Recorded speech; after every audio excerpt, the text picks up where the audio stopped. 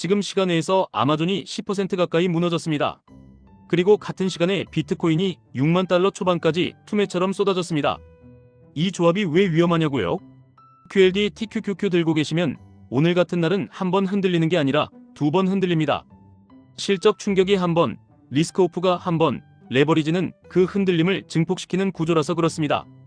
지금 시장이 무서운 건 악재가 하나라서가 아닙니다. 악재가 서로 손을 잡고 같은 방향으로 밀어붙인다는 점입니다. 오늘 본문에 나온 흐름을 그대로 연결하면 딱 이렇게 됩니다. 먼저 코인에서 유동성 경보가 울렸습니다. 비트코인이 투매급으로 쏟아져서 6만 달러 초반까지 내려왔다는 말이 나옵니다. 여기서 끝이 아니죠. 트럼프 대통령 가문 프로젝트로 언급된 월드 리버티 파이낸셜이 랩트 비트코인 WBTC를 팔아서 USDC로 바꿨다는 소식이 붙었습니다. 한마디로 비트코인 토큰 버전을 정리하고 달러 연동 스테이블로 비축했다는 그림입니다. 본문에 나온 숫자도 강합니다. 비트코인 73개를 팔아서 500만 달러 수준의 USDC를 확보했다. 이 문장 하나가 시장 심리를 때립니다. 왜냐하면 시장은 이렇게 해석하거든요. 내부자가 아니어도 큰손도 리스크가 커지면 현금화로 간다. 그래서 리스크 자산 전반에 불이 붙습니다. 게다가 이더리움 쪽에서도 불씨가 붙었습니다. 비탈릭 부테린이 최근 며칠 동안 660만 달러 정도의 이더리움을 매도했다는 얘기가 나옵니다. 계획된 출금일 수 있지만 시장 심리에서 최악의 타이밍이라는 평가가 붙습니다. 다른 고래들도 수만 개 단위로 매도 중이라고 합니다. 이유는 뻔합니다. 포지션 청산을 막으려고 담보를 채우려고 이더리움을 팔아서 버티려다 보니 가격이 더 빠지고 가격이 빠지니 또 더 팔고 악순환이 만들어진다는 설명이 본문에 그대로 들어있습니다. 이게 코인만의 문제가 아닙니다. 이런 구간은 결국 레버리지의 연쇄정리 구간입니다. 코인에서 터지면 주식에서도 레버리지가 움찔합니다. 특히 성장주, 특히 나스닥, 특히 그걸 레버리지로 때린 QLD TQQQ가 감정적으로 먼저 맞습니다. 여기까지가 첫 번째 축입니다. 위험 회피가 시장 공기 자체가 됐다는 축입니다. 두 번째 축이 바로 아마존입니다. 본문에서 아주 디테일하게 나옵니다. 분기 매출은 2133억 달러로 시장 예상 2114억 달러를 소폭 상회했습니다. 근데 주당 순이익이 1달러 95센트로 시장 예상 1달러 97센트를 아주 살짝 밑돌았습니다. 여기까지만 보면 흔한 실적 미스처럼 보일 수 있습니다. 그런데 시장 반응이 격렬하게 나온 이유는 다음 줄에 있습니다. 아마존이 제시한 1분기 영업이익 전망치가 165억 달러에서 215억 달러 구간인데 시장 예상 220억 달러를 밑돌았다는 점입니다. 그리고 결정타가 하나 더 붙습니다. 올해 캐펙스를 2천억 달러를 쏟아붓겠다는 내용입니다. 작년 캐펙스 1310억 달러와 비교하면 엄청나게 늘어난 규모라고 본문이 말합니다. 여기서 시장의 뇌가 작동합니다. 지금 돈은 덜 벌리는 것처럼 보이는데 투자는 더 크게 박는다. 그럼 마진은 어떡하나? 그 투자로 성과는 언제 증명하나? 이게 바로 검증 장세로 넘어가는 스위치입니다. 성장 장세에서는 투자 확대가 호재입니다. 검증 장세에서는 투자 확대가 공포가 됩니다. 그래서 시간 내에서 10% 가까이 투매가 나옵니다. 기업이 망해서가 아니라 기대 대비 숫자가 어긋나면 멀티플이 재조정되기 때문입니다. 본문은 여기서 더 크게 판을 확장합니다. 구글 알파벳도 올해 2,500억 달러 수준의 투자 얘기가 이미 나왔고 아마존과 마이크로소프트와 알파벳과 메타 이 4개 기업만 합쳐도 올해 6,300억 달러를 AI 인프라에 쏟아붓는다고 합니다. 그러니까 큰 그림은 이겁니다. AI 투자는 멈추지 않습니다. 오히려 속도가 빨라집니다.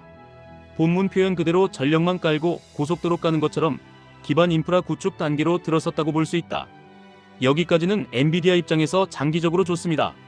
GPU 수요가 구조적으로 늘기 때문입니다. 본문도 그렇게 말합니다. 하드웨어 슈퍼사이클이 끝난 게 아니다. 그런데 문제는 그 다음 문장입니다. 시장은 이제 그 너머를 본다. 성장률 대비 투자 비용을 따지기 시작한다. 이 투자 성장세가 내년에도 후년에도 지속될 수 있는지 수익으로 증명될 수 있는지 계산기를 두드리기 시작했다. 이게 호재인데 주가가 바로 못 오르는 장세가 펼쳐진다는 설명입니다. 여기서 QLD TQQQ 얘기가 현실이 됩니다. 나스닥은 AI라는 엔진을 달고 달려왔습니다. QLD TQQQ는 그 엔진을 더 큰 터보로 튜닝한 차입니다. 엔진이 힘낼 때는 미친 듯이 치고 나갑니다.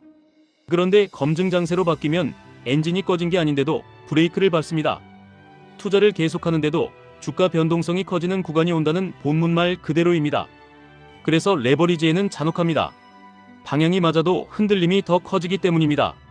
이제 세 번째 축이 붙습니다. 메모리 반도체 수급입니다. 본문은 여기서 아주 중요한 포인트를 던집니다. 정리하자면 메모리 반도체 수급이 딸리는 것도 사실이고 시장 투심이 극도로 약화된 것도 사실이다. 둘 다 기정사실로 받아들이면서 시장이 최종적으로 누구 손을 들어줄지 저울질하는 단계다. 그리고 메모리 쇼티지는 당분간 해소되지 않는다고 봐야 한다는 뉘앙스가 강하게 나옵니다. 인텔 CEO가 2028년까지 쇼티지가 해소될 기미가 전혀 없다고 말했다는 언급도 들어갑니다. 또 엔비디아가 메모리 칩이 너무 부족해서 개인용 GPU 출시를 미뤄야 하는 상황까지 나온다고 합니다. 영상 편집용 고성능 GPU이기도 하다고 하죠. 즉 수요는 폭발하는데 공급망 병목이 현실로 드러났다는 겁니다. 여기서 또 하나의 장면이 이상하게 느껴질 수 있습니다. 캐펙스가 늘어서 GPU 수요가 늘고 메모리는 부족해서 가격과 수요가 더 강해 보이는데 마이크론이 시간 내에서 3% 정도 밀렸다는 내용이 나옵니다. 본문이 딱 답을 줍니다. 시장이 너무 안 좋으니까. 비트코인도 밀리고 이더리움도 밀리고 은도 밀리고 거의 모든 자산군이 다 밀리는 국면이니까. 일단 리스크를 회피하려는 심리가 시장에 크게 달하고 있다. 그래서 방어주만 살아남는 흐름이 나타나고 그 사례로 코카콜라의 사상 최고 랠리가 언급됩니다. 이건 꽤 강한 메시지입니다. 시장이 지금 성장 이야기를 듣고 싶어하는 게 아니라 안전 이야기를 듣고 싶어한다는 뜻입니다. 자, 여기까지 본문 내용만 제대로 이어도 오늘 그림은 너무 선명합니다. 리스크오프가 코인에서 먼저 터졌다. 그 심리가 주식으로 번졌다.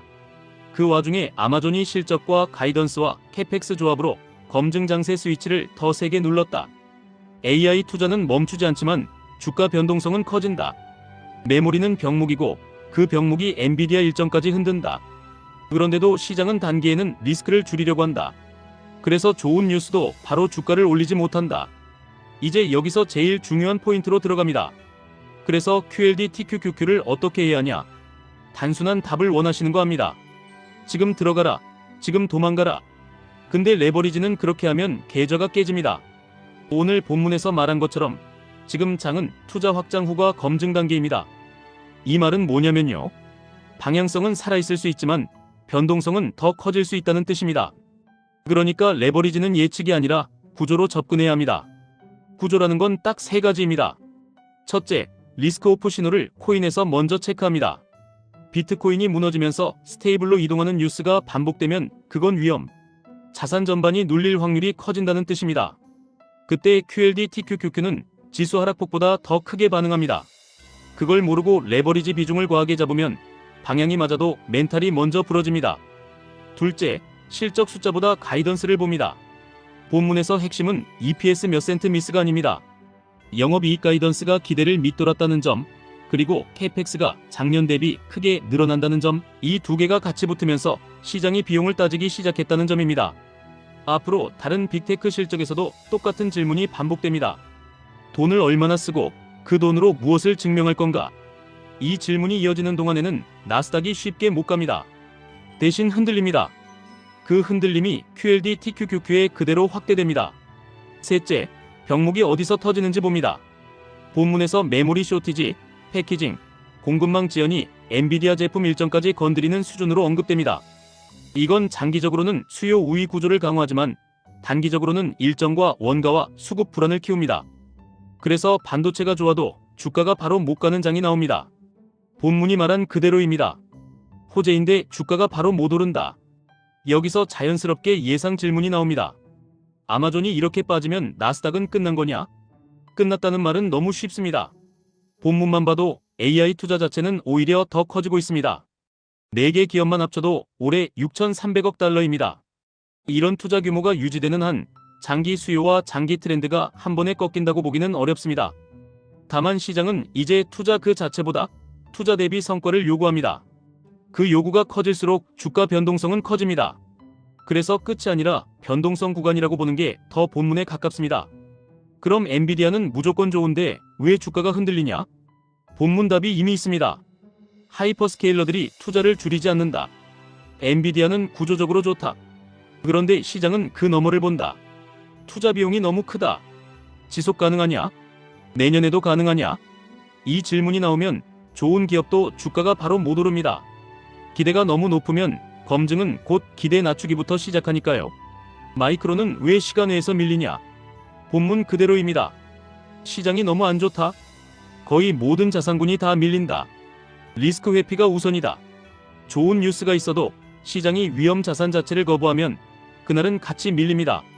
이런 날을 개인이 이기려면 방향 예측이 아니라 포지션 크기와 분할 구조로 이겨야 합니다. 그러면 지금 QLD, TQQQ는 기회냐 함정이냐? 둘 다 될 수 있습니다. 그래서 조건이 필요합니다. 코인이 진정되면서 리스크오프가 꺼지는 신호가 나오느냐? 다음 실적에서 비용 대비 성과를 조금이라도 보여주느냐? 메모리 병목이 더 악화되지 않는 신호가 잡히느냐? 이 조건이 잡히면 QLD, TQQQ는 기회가 됩니다. 반대로 조건 없이 어차피 AI니까 오르겠지 하고 들어가면 변동성 구간에서 계좌가 먼저 망가질 수 있습니다. 마지막으로 오늘 본문을 한 문장으로 요약하면 이겁니다. AI는 멈추지 않지만 주가는 이제 증명을 요구한다. 그리고 그 증명을 기다리는 동안 시장은 방어를 선택할 수도 있다. 그래서 코카콜라 같은 방어주가 신고가를 찍고 비트코인 같은 위험 자산이 먼저 무너진다. 이 흐름이 나온 날 QLD, TQQQ는 여러분을 시험합니다. 확신이 아니라 구조가 있는지, 한 번에 베팅하는지, 분할로 버티는지, 감정으로 움직이는지, 기준으로 움직이는지. 오늘 같은 날에 진짜 고수는 예측을 하지 않습니다. 스토리를 붙잡습니다. 본문에 나온 스토리 그대로입니다. 비트코인 투매, 스테이블로 이동, 고래 매도, 악순환, 그 위에 아마존 시간의 급락, 가이던스, 실망, 캐펙스 확대, 검증, 장세 전환, 메모리 병목, 엔비디아 일정 지연, 그리고 방어주 신고가. 이 퍼즐이 한 번에 맞아떨어진 날입니다. 이 흐름을 머리에 넣고 QLD, TQQQ를 보시면 내일 뉴스에 휘둘리지 않습니다. 이유는 하나입니다. 뉴스가 아니라 모드가 보이기 때문입니다. 지금은 확장 장세가 아니라 검증 장세, 공격 모드가 아니라 방어 모드, 그리고 그 사이에서 변동성만 커지는 구간입니다. 그걸 인정하는 순간부터 레버리지는 공포가 아니라 도구가 됩니다. 지금까지 1분 투자 하이젠버그였습니다.